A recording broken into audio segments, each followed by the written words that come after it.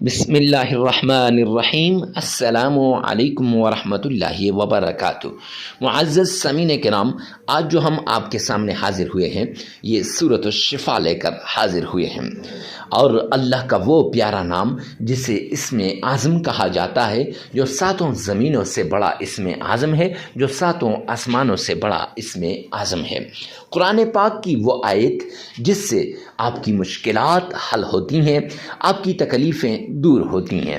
کسی کو جاب کی پریشانی ہے، رب کائنات کی قسم اس وظیفے کو کر لے، اس آیت کا ورد کر لے، انشاءاللہ جاب کی پریشانی بھی دور ہو جائے گی۔ اور یہ ایک ایسا عمل ہے، اس کے اندر ہم نے 3 چیزوں کو ایک جگہ پہ کیا، اللہ کے پیارے نام کو، اور قرآن پاک کی سورت کو، اور قرآن پاک کی ایک آیت کو۔ اور اس میں بے اولادوں کے لیے بھی نایاب عمل ہے، تاکہ ان کی وہ خالی جھولیاں میرا رب بھر دے، اور لوگوں کے طعنوں سے ان کی حفاظت ہو جائے۔ جو بیچارے بیمار ہیں اور گھروں میں ہیں، ہسپتالوں میں ہیں، جگہ جگہ پہ جا جا کے تھک چکے ہیں، کہیں سے بھی انہیں کوئی شفا نہیں مل رہی، ڈاکٹروں نے بھی لا علاج کر دیا ہے، ایسے بیماروں کے لیے بھی رب کائنات کی قسم یہ وظیفہ بڑا خاص عمل ہے۔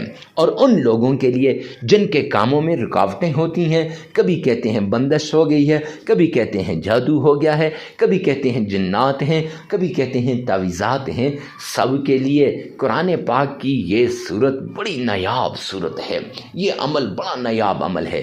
اس عمل کو کر لیں، انشاءاللہ ساری مشکلات، ساری تکالیف، ساری مصیبتیں ختم ہو کے رہ جائیں گی۔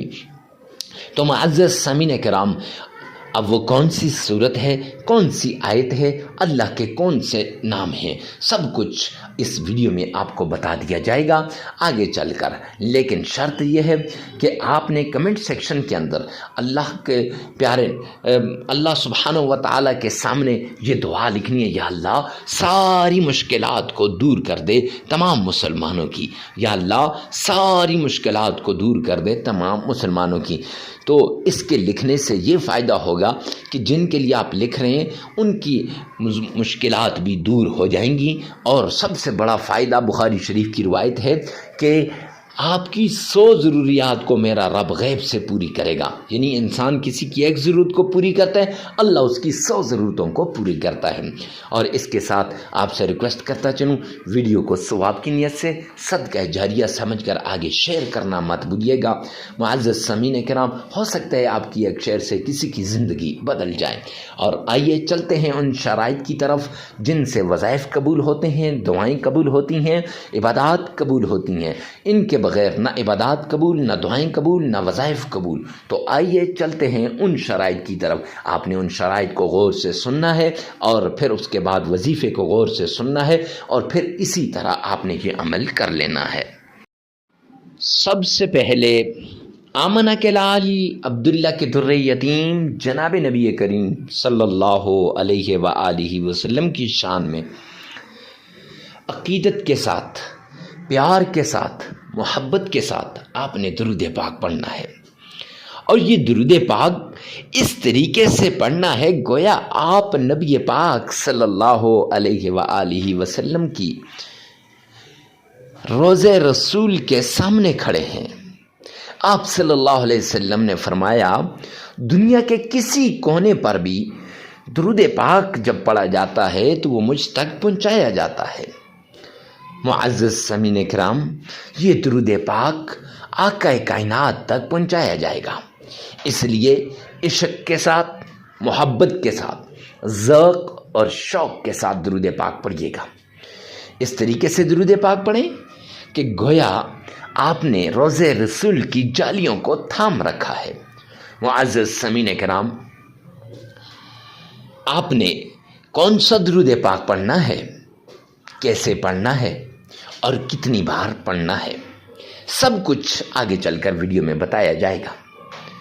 کہ درود پاک آپ نے درود ابراہیمی پڑھنا ہے۔ ارے مفتی صاحب، درود ابراہیمی ہی کیوں خاص ہے؟ اس لیے کہ آپ نماز میں درود ابراہیمی کو کئی مرتبہ پڑھتے ہیں۔ پھر اس کے ساتھ آپ نے معزز سامعین کرام کیسے پڑھنا ہے اور کتنی بار، تو 3 بار پڑھنا ہے۔ کیوں؟ یہ کیوں؟ اس لیے کہ جامع ترمذی جلد 2 کی روایت ہے کہ سرور کونین نے فرمایا کہ جو شخص مجھ پر 3 مرتبہ درود پاک پڑھتا ہے اللہ سبحانہ و تعالی کی ذمہ داری میں آ جاتا ہے۔ اور پڑھنا کیسے ہے؟ آئیے میرے ساتھ مل کر ایک بار سن لیجئے گا۔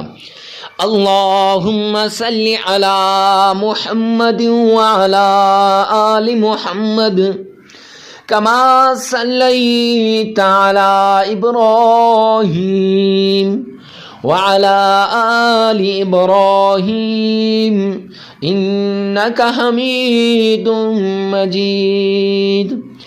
اللہم بارک علی محمد وعلى آل محمد كما باركت على إبراهيم وعلى آل إبراهيم إنك حميد مجيد۔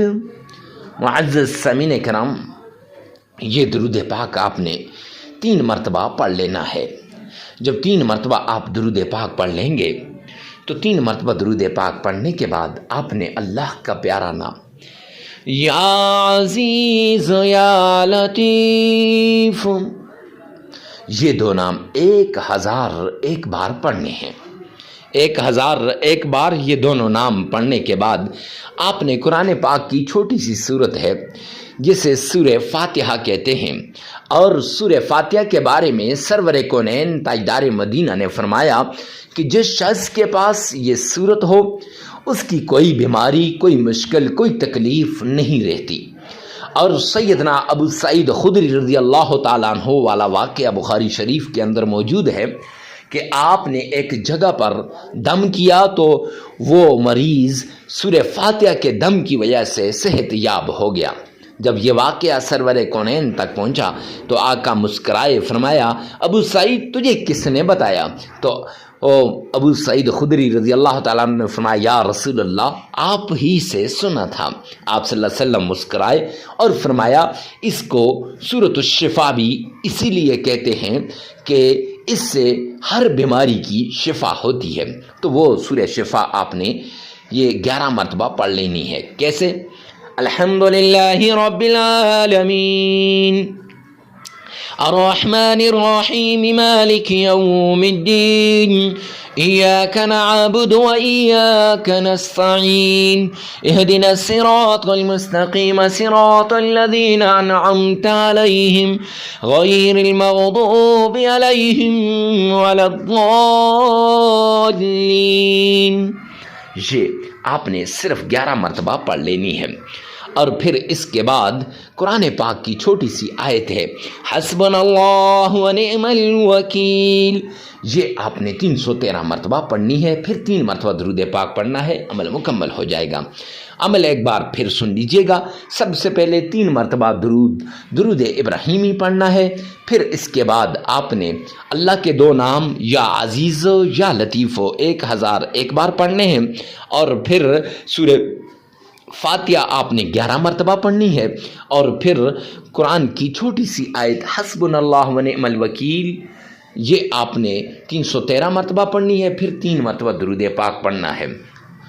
ویڈیو کو ثواب کی نیت سے صدقہ جاریہ سمجھ کر شیئر کرنا مت بھولیے گا، اور یہ وظیفہ 3 دن 5 دن 7 دن آپ کر سکتے ہیں، حسب ضرورت حسب استطاعت اس عمل کو کیجیے گا۔ اللہ سبحانہ و تعالی آپ کا اور میرا حامی و ناصر ہو۔ جب بھی کوئی عمل کریں صدقے دل سے کریں، جب بھی کوئی وظیفہ کریں صدقے دل سے کریں، اور ویڈیو کو پورا سنیں اور آگے شیئر کرنا مت بھولیے گا۔ ہو سکتا ہے آپ کی ایک شیئر سے کسی کی زندگی بدل جائے۔